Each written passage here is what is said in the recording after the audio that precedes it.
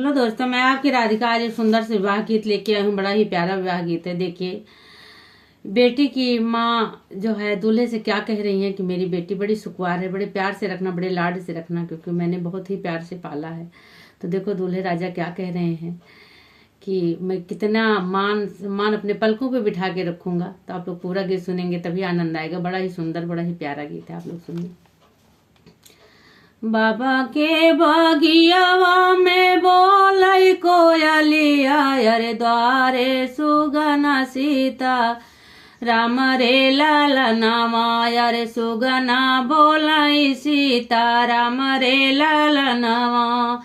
बाबा के बगियावा में बोलई कोयलिया, अरे सुगना बोलाई सीताराम रे ललनावा, अरे सुगना बोलाई सीता राम रे ललनावा।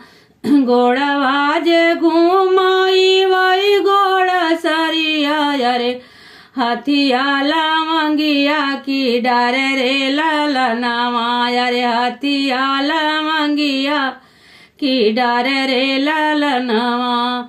वही रे माड़ुआ में घुमाई दुल्हे रामा, अरे जोड़ावा धूमिला होई जाई रे ललनावा, अरे जोड़ावा धूमिली होई जाई रे ललनावा।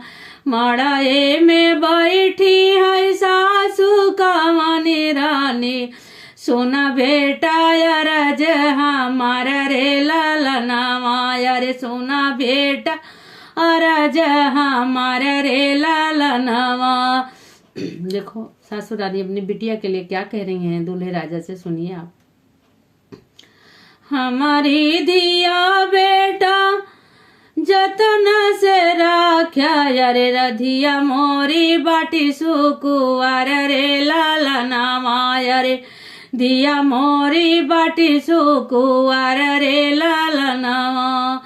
हमारी दिया बेटा जतन से राख्या, अरे दिया हमारी बाटी सुकुवार रे ललनावा, अरे दिया मोरी बाटी सुकुवार रे ललनावा।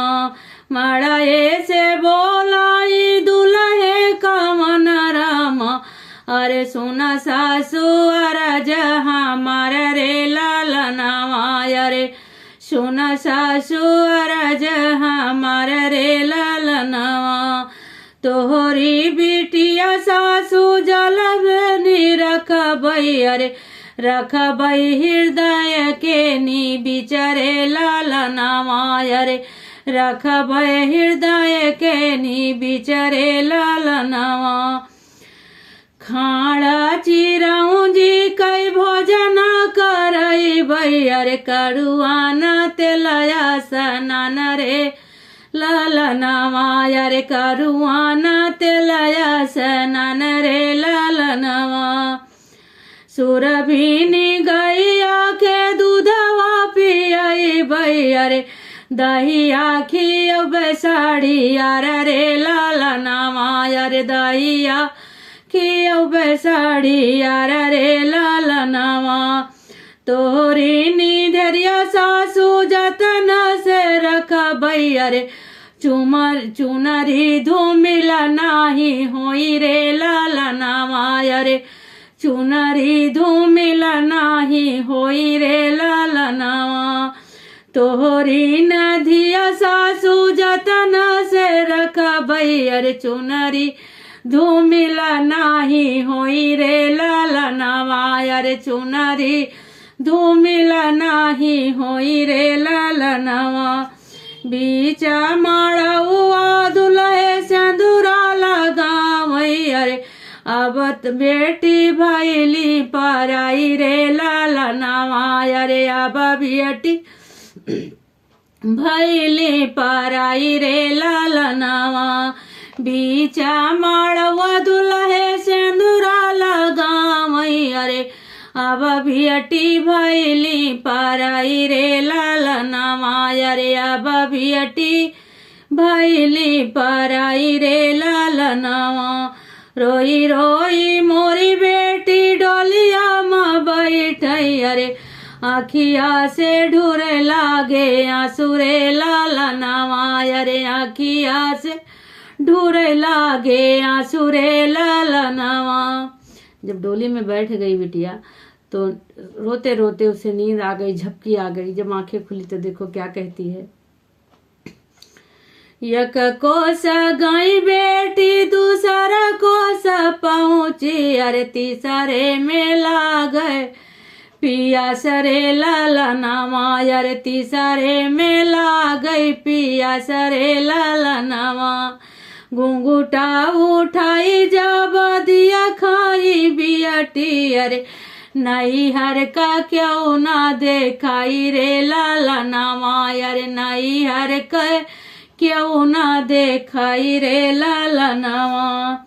बगले में बैठे दूल्हे रामा बोलई, अरे दुल्हनी लगे समझाई रे लाला नावा, अरे दुल्हनी लगे समझाई रे लाला नावा। जब झपकी लगी और आंख खुली तो देखी तो मायके का कोई दिख ही नहीं रहा। प्यास के लिए पानी के लिए किससे कहें। तब जब दुल्हा ने समझ लिया कोई बात है तब वो समझाने लगे कि देखो ऐसे नहीं, ऐसी बात है, तुम दूर चली आई हो अपने घर से, अब कोई नहीं मिलेगा, अब हम और हमारा परिवार मिलेगा। तो देखो कैसे समझा रहे हैं।